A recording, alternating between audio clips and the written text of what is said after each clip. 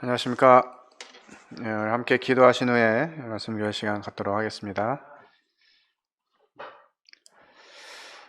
아버지 하나님, 이 시간을 또 허락해 주시고 하나님의 음성을 듣는 자리에 앉게 하심을 감사를 드립니다. 하나님의 백성들을 향해서 계속적이고 반복적으로 말씀하시는 하나님의 음성을 듣게 되온데 좀 마음이 강팍해져서 좀 하나님의 말씀을 좀 거절하고 따르지 않는 이와 같은 모습들을 보게 됩니다. 하나님께서 저희들을 더 크게 강력하게 권하시고 말씀의 빛을 비춰주셔서 저희들이 하시는 하나님의 말씀에 순종되어 줄 수 있도록 은혜를 베풀어 주시기 원합니다. 이 시간 시작하는 시간이니 마치는 시간까지 하나님 함께해 주시기를 부탁드리며 모든 것을 살아계신 하나님의 아들 예수 그리스도의 이름으로 기도했습니다. 아멘. 에스겔 6장 말씀을 함께 교제하도록 하겠습니다. 어떤 교회 목사님이 설교를 하시는데 한 달 동안 똑같은 주제의 본문과 똑같은 주제의 말씀을 가지고 설교를 했다고 합니다. 한 주하고 두 번째 주 할 때는 성도들이 그냥 뭐 중요한 말씀이라 또 반복해서 하시나 보다 이렇게 이제 했는데 3주 지나고 4주 한 달째 이제 같은 말씀을 하니까 이제 성도들이 원성이 이제 자제해지기 시작했습니다. 웬만하면 다 말을 못 하는데 그 중에 용감한 한 성도가 목사님 도대체 왜 똑같은 말씀을 4번씩이나 하십니까? 하고 질문을 했는데 그 목사님이 뭐라고 대답하셨냐면 저는 이 말씀에 성도들이 변할 때까지 이 말씀을 하겠습니다. 이렇게 얘기를 했다 그래요. 말씀을 듣긴 듣지만 그 말씀에 반응하지 않고 계속 자기 길로 가는 이런 모습들을 예화로 들려준 내용이 아닌가 하는 생각이 드는데 오늘 에스겔 6장을 살펴보면서 이스라엘 백성들이 그런 모습이 아닌가 하는 생각이 들었고 이것이 이제 저에게 적용되어질 때 저 또한 하나님이 반복해서 말씀하시는데 그것을 무시한 채 그냥 내 마음대로 내 길로 가고 있지 않은가 하는 생각들을 해보게 됐습니다. 우리 에스겔 6장 1절부터 14절까지 있는 말씀이니까 다 같이 한번 읽고 말씀 교제하도록 하겠습니다.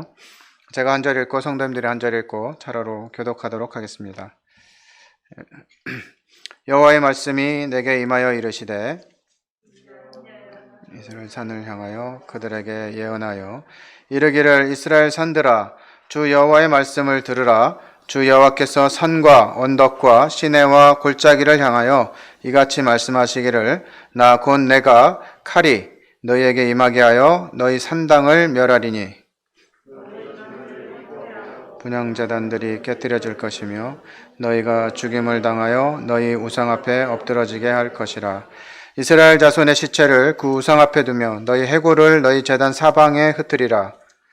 내가 너희가 거주하는 모든 성읍이 사막이 되게 하며 산당을 황폐하게 하리니 이는 너희 제단이 깨어지고 황폐하며 너희 우상들이 깨어져 없어지며 너희 분향 제단들이 찍히며 너희가 만든 것이 폐하여지며 또 너희가 죽임을 당하여 엎드러지게 하여 내가 여호와인 줄을 너희가 알게 하려 함이라.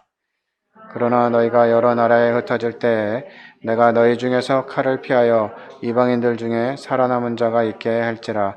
너희 중에서 살아남은 자가 사로잡혀 이방인들 중에 있어서 나를 기억하되 그들이 음란한 마음으로 나를 떠나고 음란한 눈으로 우상을 섬겨 나를 근심하게 한 것을 기억하고 스스로 한탄하리니 이는 그 모든 가증한 일로 악을 행하였음이라. 그때야 그들이 나를 여호와인 줄 알리라. 내가 이런 재앙을 그들에게 내리겠다 한 말이 헛되지 아니하니라. 주 여호와께서 이같이 이르시되 너는 손뼉을 치고 발을 구르며 말할지어다. 오라 이스라엘 족속이 모든 가증한 악을 행함으로 마침내 칼과 기근과 전염병에 망하되 먼데 있는 자는 전염병에 죽고 가까운 데 있는 자는 칼에 엎드러지고 남아있어 애와 쌓인 자는 기근에 죽으리라. 이같이 내 진노를 그들에게 이룬즉 그 죽임당한 시체들이 그 우상들 사이에 제단 사방에 각 높은 고개 위에 모든 산꼭대기에 모든 푸른 나무 아래 무성한 상수리 나무 아래 곧 그 우상에게 분향하던 곳에 있으리니 내가 여호와인 줄을 너희가 알리라. 내가 내 손을 그들 위에 펴서 그가 사는 온 땅 곧 광야에서부터 디블랴까지 황량하고 황폐하게 하리니 내가 여호와인 줄을 그들이 알리라. 예. 에스겔은 계속해서 이제 하나님의 말씀을 받아서 이야기하게 됩니다. 1절에 여호와의 말씀이 내게 임하여 이르시되, 저희는 가끔 하나님의 뜻이 어떤 것이다 라고 하는 부분들을 자주 이야기합니다.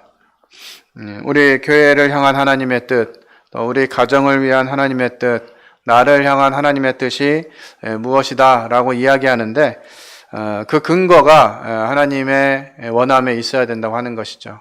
하나님이 계획하심과 하나님 말씀하셨느냐라고 하는 부분들을 우리는 살필 필요가 있습니다.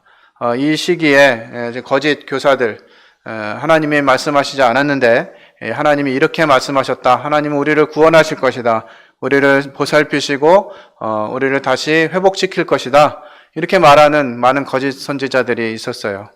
그들은 하나님의 말씀을 받아 말한 것이 아니라 그저 자기 생각을 가지고 하나님은 그러실 거야 라고 하는 막연한 기대를 가졌던 것으로 보입니다.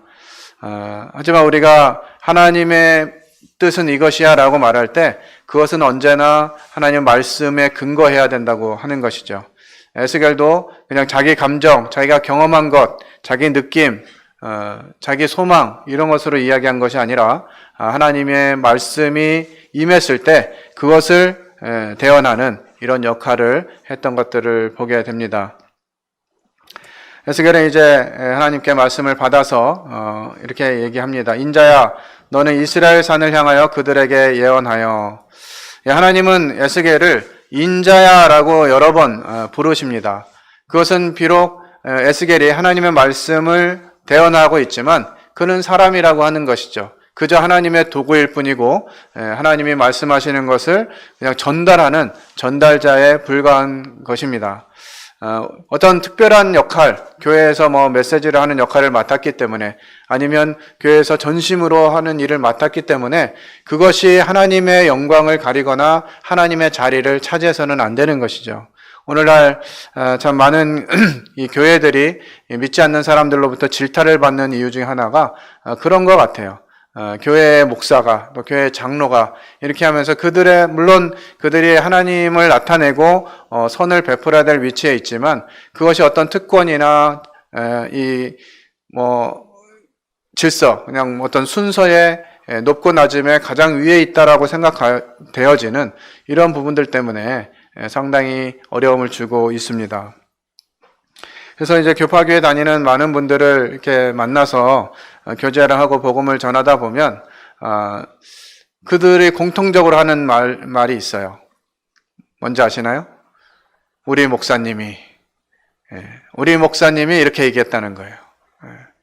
성경이 이렇게 이야기하고 있는데요 라고 이렇게 성경을 펴서 알려줘도 그래도 우리 목사님이 하면서 그 말을, 목사님의 말을 더 권위에 올려놓는 이런 부분들을 보게 되는 것이죠. 하지만 에스겔은 이제 하나님이 자기를 불러서 자기를 통해서 말씀하신다는 사실을 잘 알고 있었던 것 같습니다. 그는 하나님 앞에서 정말 겸손한 모습으로 이렇게 하나님의 말씀을 대언하고 있습니다. 이스라엘 산을 향하여 예언하라 하는데 왜 산을 향해 예언하라고 했을까요? 산에 이스라엘 사람들이 다 모여 있을까요? 이 산이라고 하는 것 여러 의미를 가지고 있겠습니다만은 대부분 이 산당들이 산에 많이 머물러 있었고요. 또 이 산이라고 하는 것은 이제 높은 위치에 있는 것들을 생각하게 될 때 이스라엘 사람들의 이 마음이 하나님의 말씀 앞에서 낮아지고 겸손한 것이 아니라 교만해져서 자기가 하나님 위치에 있는 이와 같은 모습들을 향해서 말씀하시는 것이 아닌가 이렇게 분별이 되어집니다. 그들에게 예언하여 이르기를 이스라엘 산들아 주 여호와의 말씀을 들으라. 이렇게 말씀하고 계십니다. 누구의 말을 들으라는 게 아니라, 누구를 통해서 하는 누구의 말이 아니라 주 여호와의 말씀을 들으라고 하는 것이죠. 주 여호와께서 산과 언덕과 시내와 골짜기를 향하여 이같이 말씀하시기를, 나 곧 내가 칼이 너희에게 임하게 하여 너희 산당을 멸하리니. 그러니까 산과 언덕과 시내와 골짜기, 이런 곳곳에 이 산당들이 세워져 있었어요.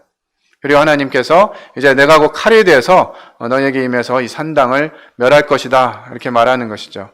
이 산당의 히브리어는 바마라고 하는 단어로 써요. 문자적으로 높은 장소다라는 뜻이 있습니다. 사실 이스라엘이 이 가나안 땅을 정복하기 전부터 이 가나안 땅에 산당들이 많이 있었어요. 그래서 하나님은 이 가나안 땅을 정복할 때 이 산당들을 다 헐라고 명령하셨었죠. 하지만 그 이스라엘 백성들이, 이스라엘이 이 가나안 땅을 정복할 때 사람들을 다 쫓아내지도 못했고 이 산당들을 다 패하지도 않은, 그것으로 인해서 이제 이 산당이 계속 잔재하면서 그곳에서 우상을 섬기게 되는 이런 일들이 일어나게 된 것입니다. 하지만 이 산당 자체가 문제냐라고 하는 분들 살펴보면 기브온 산당에는 하나님의 성막과 번제단이 있었어요. 그리고 선지자 사무엘, 사울 등도 이 산당에서 제사를 드립니다. 솔로몬 왕은 성전 건축 이전에 기브온 산당에서 일천 번제를 드리지요. 이런 것들을 볼 때 이 산당 자체가 문제가 아니라 이 산당에서 어떠한 예배가 드려지느냐라고 하는 것이 문제인 것 같습니다. 정말 같은 장소에서 하나님을 섬기게 되면 그것이 거룩한 곳으로 사용되어지는 것이지만, 그것이 모습 그대로 그냥 우상을 숭배하고 우상을 섬기는 그런 일에 드려지면 이 하나님의 심판의 대상이 되는 것이죠. 4절에 보면 너희 제단들이 황폐하고 분향 제단들이 깨트려질 것이며 너희가 죽임을 당하여 너희 우상 앞에 엎드러지게 할 것이라. 그 우상들을 섬기는 것이 이들에게는 자신들의 모든 삶의 기반을 우상을 섬기고 우상에게 절하고 제사하는 이와 같은 일에 드린 것이에요. 태양신을 섬기고 몰락을 섬기고 이 다양한 신들을 섬기면서 농사 잘 되게 해달라, 가족들 잘 되게 해달라, 많이 자손들 많이 낳게 해달라, 이런 것들을 다 이런 우상들에게 구하고 그것들을 위해서 피워놓은 분향 제단들, 이런 것들을 하나님이 다 황폐하게 엎드러지게 하실 것이라는 것이에요. 그것이 그들이 의지하고 있는, 이스라엘 백성들이 의지하고 있는 이런 일들이 부질없음을 하나님 말씀해 주고 계십니다. 4절, 5절, 6절에 계속해서 그 말씀을 하십니다. 이스라엘 자손의 시체를 그 우상 앞에 두며 너희 해골을 너희 제방 사방에 흩으리라. 이제 시체뿐만 아니라 그 시체가 그냥 썩어나도 이 해골만 남을 그런 상황이 되더라도 이 건짐이 없는 그와 같은 완벽한 이 심판을 하나님 계속해서 말씀하셔요. 6절에 보면 내가 너희가 거주하는 모든 성읍이 사막이 되게 하며, 참 얼마나 두려운 일입니까? 어디에 거주하든지 그냥 거주하는 성읍이 사막이 되게 하신다는 거예요. 산당을 황폐하게 하리니 이는 너희 제단이 깨어지고 황폐하며 너희 우상들이 깨어져 없어지며 너희 분향 제단들이 찍히며 너희가 만든 것이 폐하여지며. 이 산당은 성전 건축 이후에도 계속 존재했을 뿐 아니고요, 그 수혜가 오히려 늘어나고 하나님을 거역하고 우상 숭배하는 장소로 사용되어져 왔습니다. 역대 왕들 중에 히스기야나 요시와 같은 왕은 이제 담대히 산당들을 헐고 제거하는 이런 종교 개혁도 했지만 사실 이때뿐이었고 근본적인 것들을 해결하지는 못한 것이죠. 그래서 이 4절에서 6절에 하나님께서 이 산당들을 제하신다고 하신 것은 이것이 우상 숭배의 온상이었기 때문에 이렇게 말씀하시는 것이에요. 다시 말씀드리지만 그곳에서 하나님을 높일 수 있고 하나님께 예배할 수 있는 그런 공간이 될 수 있지만 그것이 우상을 섬기는 그와 같은 곳이 되었기 때문에 하나님이 이곳을 심판하시겠다고 말씀하시는 것이죠. 오늘날 우리에게 좀 적용해 보면 하나님이 계셔야 할 곳에는 하나님이 계셔야 되는데 그곳에 하나님이 아닌 다른 것들이 들어온 영역이 있다면 이것이 우상 숭배라고 하는 것입니다. 가정과 교회와 직장과 사회와 정말 하나님이 계셔야 할 그 자리, 그곳에 하나님이 아닌 다른 것들이 자리를 잡고 있다면 그것은 하나님이 진노하게 하는, 하나님의 심판을 불러오게 하는 그 같은 요소들이 될 수 있는 것입니다. 저희 가정에 혹시 하나님이 계셔야 할 그 자리에 하나님이 아닌 가족 구성원, 가장, 엄마, 또 자녀 중에 귀한, 이렇게 우선순위가 잡혀 있으면 가정이 하나님께 드려지기가 쉽지 않은 것이죠. 이게 물질이 풍성해지면서 참 주님께 구해야 될 것들을 점점 잘 구하지 않게 되는 것 같아요.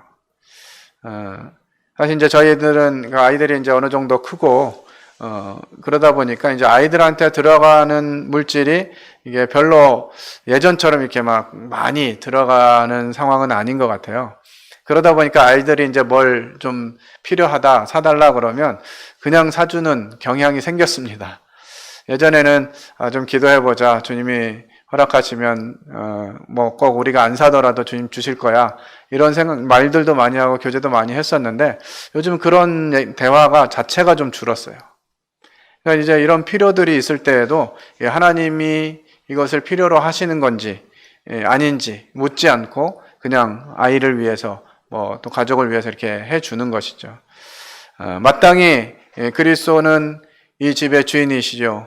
보이지 않는 손님이시요, 식사 때마다 함께 하시는 분이다. 예전에 이런 액자에 이런 말씀들이 있었는데 정말 우리 가정의 주인이 주님이신가 하는 분들 살펴보면서 과연 우리가 가정에 주어진 것들을 어떻게 사용하는 것이 기뻐하시는 일인가 하는 부분들을 생각하게 돼요.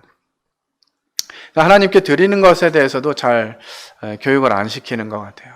그래서 제가 이제 지성이가 게임 알바를, 이제 게임 코치 알바를 좀 하는데, 거기서 알바 비용을 이렇게 받으면, 그 금액이 얼마가 됐든 10분의 1을 떼서 주님께 드려라.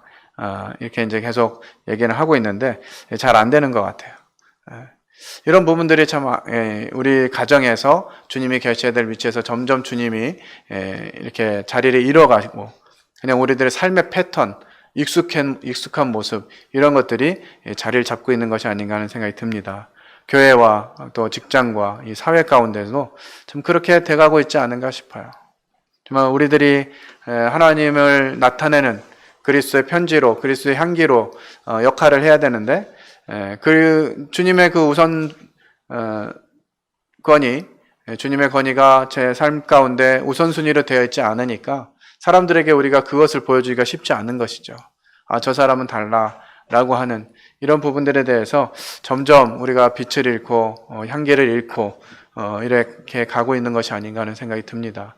그 하나님이 계셔야 될 자리에 하나님이 아닌 다른 것들이 자리 잡기 시작하면서 하나님의 말씀의 영향력은 자꾸 줄어들고, 그러면서 우리들의 삶에서 또 동일하게 하나님이 나타나지 않고, 이런 모습 때문에 오히려 세상에 있는 사람들이 이 그리스도인들에 대한 매력을 점점 잃어가는 것이 아닌가 하는 생각이 들고, 소금이 맛을 잃으면 밖에 버리워 밟힐 것밖에 없는데, 저희들의 삶을 돌아보면서 그리스도의 우선순위가 회복돼야 된다라고 하는 생각들을 하게 됩니다. 이렇게 하나님이 심판하시고 멸망하게 하겠다고 강조하시고 그 일들을 실행하시는 이유는 내가 여호와인 줄을 너희가 알게 하려 함이라. 그러니까 하나님은 말씀하시면 그 말씀을 그대로 실행하시는 분이신 것을, 그래서 이 심판에 대해서, 멸망에 대해서 말씀하신 것들이 이루어지면 사람들이 그제서야 그때 하신 하나님의 말씀이 진짜였구나 라고 생각하면서 그분이 하나님, 우리 하나님이신데, 여호와이신데 라고 하면서 하나님을 알게 된다라고 하는 것이죠. 그래서 하나님께서 죄에 대해서 심판하시는 것은 이 여호와께서 거룩하고 공의로운 분이심을 나타내는 것입니다. 특히 이 이름, 여호와라고 하는 이름은 이스라엘 백성이 하나님과 언약을 맺은 이후에 이스라엘 가운데 임재하시고 그들과 함께 하시고 그들을 통치하시고 그들에게서 경배를 받으시는 이런 언약의 하나님을 나타내는 용어로 많이 사용되고 있습니다. 그러니까 여호와라고 하는 이름을 딱 들으면 이스라엘 백성들은 우리에게 말씀하신 분, 우리에게 오셔서 우리와 함께 하시고 우리와 언약하신 그분, 이렇게 이해하는 단어인 거예요. 그런데 지금의 이스라엘은 그렇게 하나님이 경고하시고 말씀하시는데도 그 여호와라고 하는 이름을 깨닫지 못하고 인식하지 못하는 것이죠. 우리도 우리들의 삶에서 점점 이 하나님의 영향력이 줄어들고 말씀의 권위가 넘어지고 떨어지고 이렇게 하게 되면 하나님의 이름의 가치가 그 권세가 영향력을 미치지 못하는 그런 상황이 될 수 있을 것입니다. 참 이렇게 계속해서 심판을 이야기하시다가 참 8절에 보면 또 하나님의 은혜를 생각할 수 있는 그런 말씀이 기록되어져 있습니다. 그러나 너희가 여러 나라에 흩어질 때 내가 너희 중에서 칼을 피하여 이방인들 중에 살아남은 자가 있게 할지라. 하나님이 심판을 내리는데 막 그냥 심판을 요리조리 피해가지고 심판을 면한 그런 사람들일까요? 이들은 이 와중에도 정말 이 하나님을 경외하고 하나님을 기대하고 이런 사람들이 거라고 생각이 되어져요. 하나님은 여전히 심판 가운데서도 하나님 의지하고 하나님을 바라는 사람들을 통해서 일해 가신다고 하는 것이죠. 지금까지 기독교 역사 2000년이 지난 이 시점에서 뒤돌아보면 이 하나님을 정말 자유롭게 섬기고 어느 곳에서나 기쁘게 하나님을 섬길 수 있었던 시대가 그렇게 많지 않습니다. 정말 숱한 고난과 전쟁과 핍박과 고난과 환난과 이런 것들 통해서 이 하나님의 역사가 이어져 내려왔어요. 아무리 암흑기인 중세시대 수백 년의 기간에도 여전히 하나님을 기대하고 하나님을 의지하고 하나님 바라는 사람들을 하나님 남겨두셨습니다. 그리고 그들을 통해서 하나님의 뜻을 펼쳐가시죠. 이 살아남은 자들은 하나님의 심판을 전혀 받은 자들이 아니라 전혀 받지 않은 자들이 아니라 하나님 심판 가운데서도 그분의 주권적인 은혜로 보존된 자들을 의미합니다. 그런데 이렇게 누군가를 남겨놓는다는 것도 그러면 하나님이 어떻게 선택하시느냐 하는 부분들을 살펴보게 되는데 이사야 57장 18절 19절을 우리 함께 읽어보겠습니다. 함께 읽겠습니다. 시작. 내가 그의 길을 보았은즉 그를 고쳐줄 것이라. 그를 인도하며 그와 그를 슬퍼하는 자들에게 위로를 다시 얻게 하리라. 입술의 열매를 창조하는 자 여호와가 말하노라. 먼데 있는 자에게든지 가까운 데 있는 자에게든지 평강이 있을지어다. 평강이 있을지어다. 내가 그를 고치리라 하셨느니라. 누가 고치신다고요? 하나님이 고쳐주시는 것이에요. 정말 하나님은 심판을 진행하는 과정에서도 여전히 은혜를 베푸시고 그들을 고쳐서 하나님 편에 서도록 하기를 원하신다는 것이죠. 저는 저 자신을 살펴볼 때도 늘 하나님께 자주 드리는 말씀 중에 하나입니다. 참 사람이 얼마나 없으면 하나님이 나 같은 사람을 이렇게 불러가지고 하나님의 일을 하게 하실까 하는 생각들을 하게 돼요.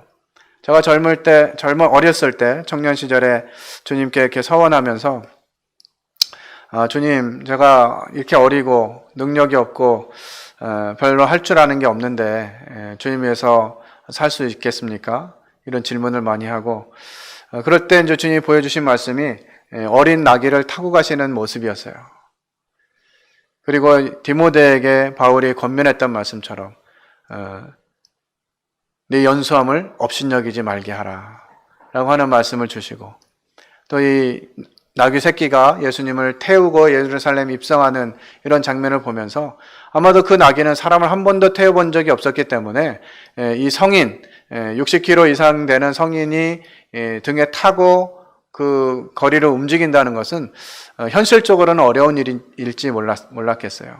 그러나 주님이 그 등에 타시면서 이 나귀 새끼가 그 일들을 감당할 수 있도록 힘을 주셨겠구나 하는 생각들이 들면서 그럼 주님 제게도 이 나귀 새끼와 같은 힘을 주시고 지금 별로 모습이 좋지 않아서 주님 좀 절 쓰시려면 좀 많이 고쳐가지고 쓰셔야 될 거예요. 이런 말씀을 좀 많이 드렸었는데 참 하나님은 이 별로 쓸데없는 사람들을 고쳐가지고 쓰시는데 아주 탁월하신 것 같아요. 정말 그냥 빈민가에서 불쌍하게 자라던 이름도 없고 뽐새도 없는 그런 한 작은 자를 불러다가 참 주님 하시는 일을 쓰시고자 한다는 것이 참 큰 은혜가 아닌가 하는 생각이 듭니다. 그러니까 주님 우리를 회복하게 하시고 다시 하나님 앞에 서게 하시는 것도 하나님이 하시는 일이에요. 그래서 우리가 하나님 앞에 설 때 우리가 뭐 자랑할 것이 없는 것이죠. 내가 어떤 준비가 됐기 때문에, 내가 어떤 자격이 있기 때문에 하나님 나를 부르시고 나를 쓰시는 것이 아니니까. 그렇지만 그런 사람들을 통해서 정말 겸손하게 하나님 저는 부족합니다. 하나님 저를 불쌍히 여기시고 저를 불러주시고 저를 사용해 주시기를 부탁드립니다. 이렇게 겸손하게 하나님 앞에 나오는 사람들을 또 하나님 사용하시는 것 같아요. 특별히 하나님이 이렇게 보존하게 되고 그런 사람들은 어떤 특징이 있는지 보면 너희 중에서 살아남은 자가 사로잡혀 이방인들 중에 있어서 나를 기억하되, 하나님 기억하는 거죠. 하나님이 나에게 얼마나 큰 은혜를 주셨는지, 하나님이 내게 어떤 분이신지 하는 것들을 기억하는 것입니다. 그리고 그들이 음란한 마음으로 나를 떠나고 음란한 눈으로 우상을 섬겨 나를 근심하게 한 것을 기억하고 스스로 한탄하리니. 여전히 제가 말씀드렸습니다만 주님이 살아남게 하신 사람들은 심판을 전혀 받지 않은 사람들이 아니라 그 심판 가운데서 하나님이 보존하신 사람들. 그래서 어떻게 보면 다른 사람들하고 비교해 보면 그래도 나는 다른 사람들이 다 그렇게 할 때 그래도 하나님 편에 섰어 라고 이야기할 수 있는 사람들일지 모르겠어요. 그러나 진짜 하나님 편에 선 사람들은 그런 마음을 갖지 않는 것 같아요. 비록 본인들은 그렇게 하지 않았다 할지라도 그렇게 한 것이 나의 잘못인 것을, 나의 죄인 것을 고백하는 거죠. 느헤미야도 그랬고, 나와 우리 조상이 지은 죄, 이렇게 고백하잖아요. 그러니까 우리가 속한 공동체에서, 특히 교회라고 하는 공동체에서 무엇이 부족한 것들이 보이는 것은요, 다 내 일이라고 생각해야 되는 거예요. 나로 인한 문제로, 내가 함께 했기 때문에, 내가 포함되어 있는 이런 모습으로 생각되어져야 합니다. 나는 그러지 않았으니까 이것이 아니라 하나님 우리를 한 지체로 부르셨잖아요. 교회 안에 한 몸으로 부르셨잖아요. 그러니까 나는 손인데 발은 아니니까 발휘한 거에 난 책임이 없어. 이렇게 말할 것이 없다는 거예요. 이는 그 모든 가증한 일로 악을 행하였습니다. 그렇게 고백하는 것이죠. 그때야 그들이 나를 여호와인 줄 알리라. 내가 이런 재앙을 그들에게 내리겠다 한 말이 헛되지 아니하니라. 하나님께서 심판하실 때, 또 우리에게 징계를 하실 때 자신을 돌아보고 죄를 회개하고 하나님이 어떤 분이신지 알게 될 때 우리는 은혜를 입게 될 수 있습니다. 이제 11절에 주 여호와께서 이같이 이르시되 너는 손뼉을 치고 발을 구르며 말할지어다. 오라 이스라엘 족속의 모든 가증한 악을 행함으로 마침내 칼과 기근과 전염병에 망하되. 이제 예스겔이 선지자가 이거 대변하는 것은 하나님의 심판의 뜻을 더욱 생동감 있게 강조하는 행위인 것 같아요. 손뼉을 치고 발을 구르면서 말을 하는 거죠. 그럼 어떻게 되겠어요? 사람들이 주목하겠죠. 그러니까 하나님 말씀이 정말 반드시 이루어질 것이다 라고 하는 것들을 더 명확하게 표현하는 이와 같은 행동인 것이죠. 이 말뿐만 아니라 에스겔서 전반을 통해서 에스겔은 정말 희한하게 지난주에 김관장님 말씀하셨습니다마는 말로만 전하는 것이 아니라 실제로 막 행위로 이 자신의 모습을 어떻게 해가면서 하나님 말씀을 대언하게 됩니다. 그것은 그만큼 하나님이 더 간절하게 이스라엘 백성들이 적어도 이렇게 말하면 좀 돌아왔으면 좋겠다 하는 마음으로 하셨을 것이에요. 말로만 해도 안 들으니까 정말 실제적인 막 눈에 보이는 시청각을 사용해가지고 이렇게 될 거다. 너희들 정말 정신 차려라 라고 이야기하시는 것이죠. 얼마나 하나님께서 마음이 간절하시고 그들이 돌이키길 원하셨으면 이렇게까지 말씀하실까. 먼데 있는 자는 전염병에 죽고 가까운 데 있는 자는 칼에 엎드러지고 남아있어 애와 쌓인 자는 기근에 죽으리라. 이같이 내 진노를 그들에게 이른즉 그 죽임당한 시체들이 그 우상들 사이에 제단 사방에 각 높은 고개 위에 모든 산꼭대기에 모든 푸른 나무 아래 무성한 상스리 나무 아래 곧 그 우상에게 분향하던 곳에 있으리니 내가 여호와인 줄을 너희가 알리라. 우상이 어디에 있었다고요?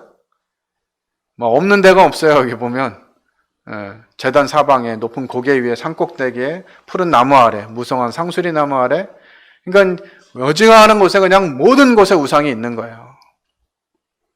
하나님이 계셔야 될 그 자리에 하나님이 없고 다른 것들로 가득 채워지니까 하나님께서 그것들을 다 쓸어 버리시겠다고 말씀하시는 것입니다. 그제서야 비로소 내가 여호와인 줄 알 거라고 말씀하시는 거예요. 우리가 생각하는 우상, 사람들이 생각하는 우상, 그것은 뭡니까? 이 하박국의 이 우상에 대해서 참 이렇게 어떻게 보면 익살스럽기도 하고 그런 내용으로 기록해 주셨어요. 새긴 우상은 그 새겨 만든 자에게 무엇이 유익하겠느냐? 부어 만든 우상은 거짓 스승이라.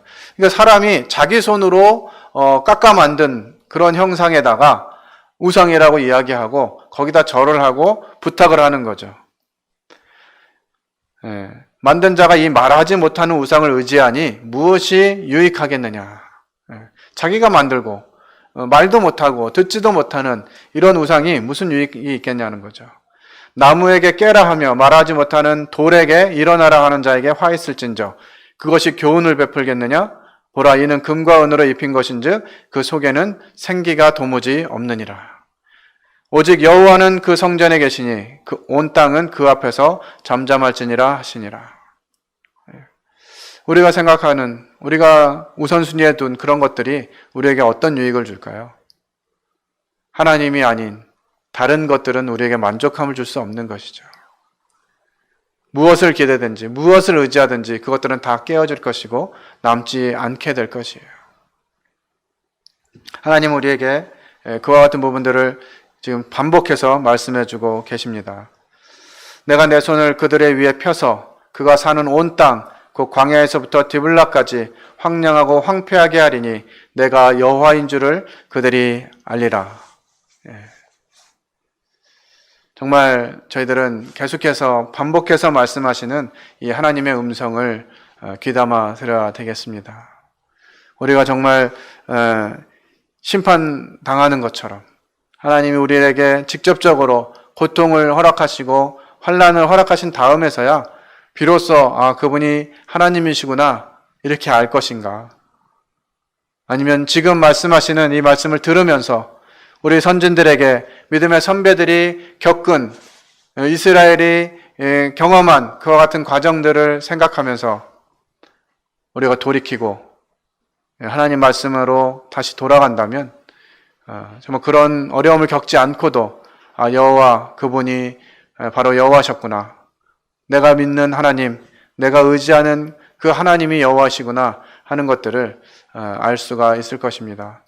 하나님이 계속해서 우리에게 이 반복해서 이와 같은 심판을 말씀하시는 것은 어미로한 하나님의 말씀이 그대로 이루어질 것을 말씀하실 뿐만 아니라 이 말씀을 듣는 자들이 이제 자신들의 태도를 돌이켜서 하나님 말씀 앞으로 하나님의 언약 안으로 들어오기를 원하시는 하나님의 간절함이 들어있다 이 생각이 되어집니다.